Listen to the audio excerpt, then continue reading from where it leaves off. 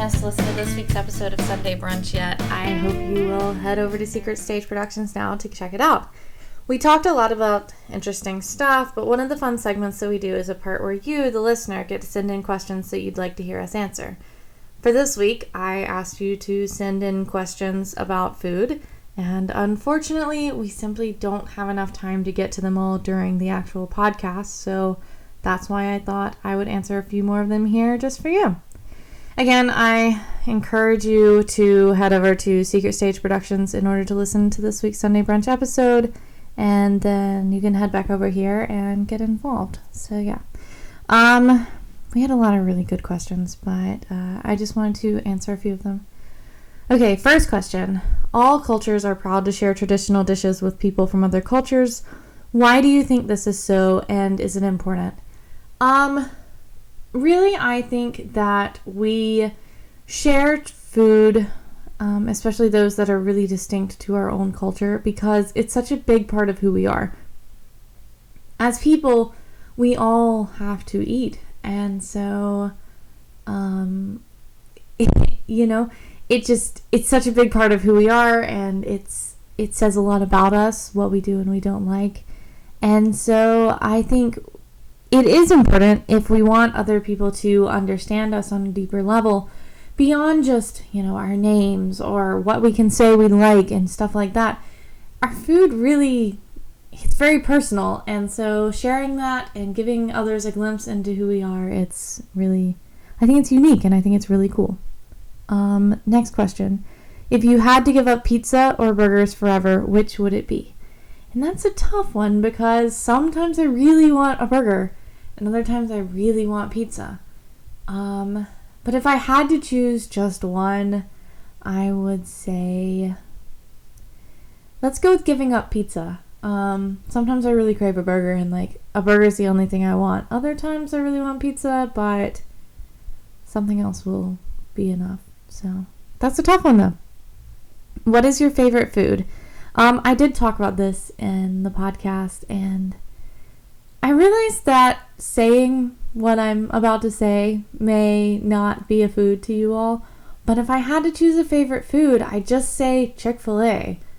I've never had anything there that I don't like, and if I had to choose one thing, that would be what I would want, but I don't know. This question has two parts. What is one food type that you would love to try? And what is one food type that you will never try? And I think what's interesting about this is that this person provided their own answers. And for their first type in the what food type would you love to try, they said Icelandic. I didn't actually know that Icelandic food was a thing. So that's now going to be my what sort of food would you love to try, because why would you not want to try Icelandic food? That sounds awesome. What food will you never try? I thought about this and I really couldn't come up with anything. And I tried to think of it in terms of what absolutely disgusts me. I was the weird person that growing up watching Fear Factor, they would have to eat weird things like bugs or eyeballs or whatever. And I'd be like, yeah, I'd try it. So I think maybe I'm just actually super weird, and I really can't think of anything that I wouldn't try. Next question is ranch or spicy ranch? And I'm sorry to this person, but I don't like ranch at all, really. I mean, I can eat it, but I don't know. I do like spicy things though, so if I have to choose, I guess I'd go with spicy ranch, but I really don't have a good answer to that because I'm not a big ranch fan.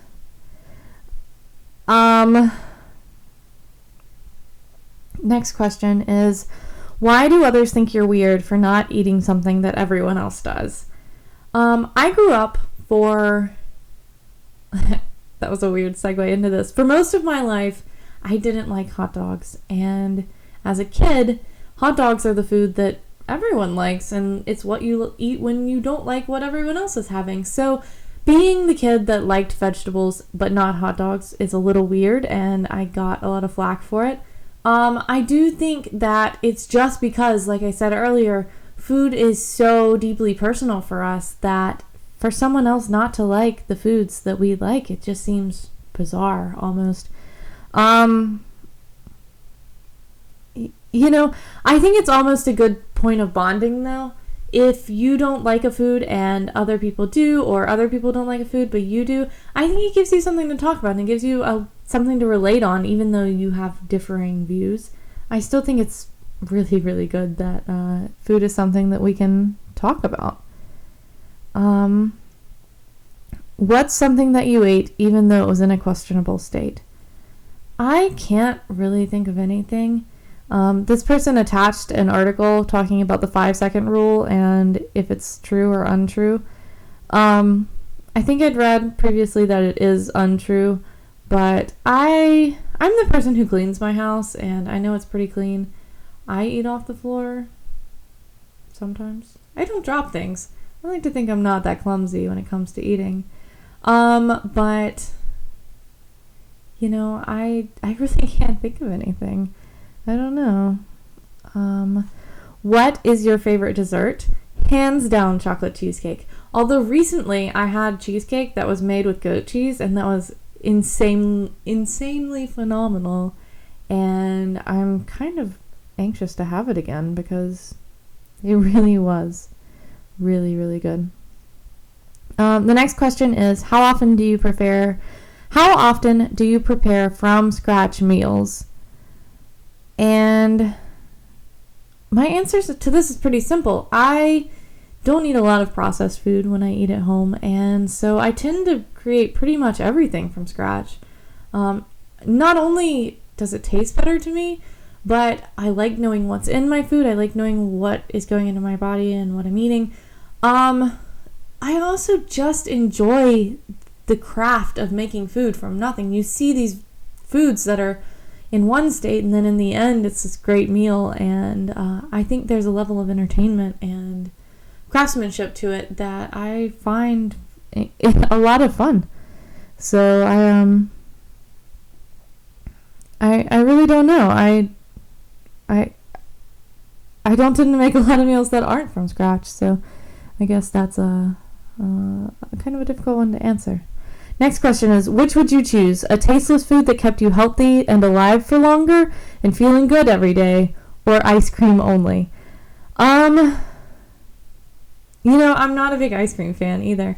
I like it. It's fine. Sometimes I really do want it, but I can certainly live without it. So I would go with eating something that made me feel great every day. And that one's not hard.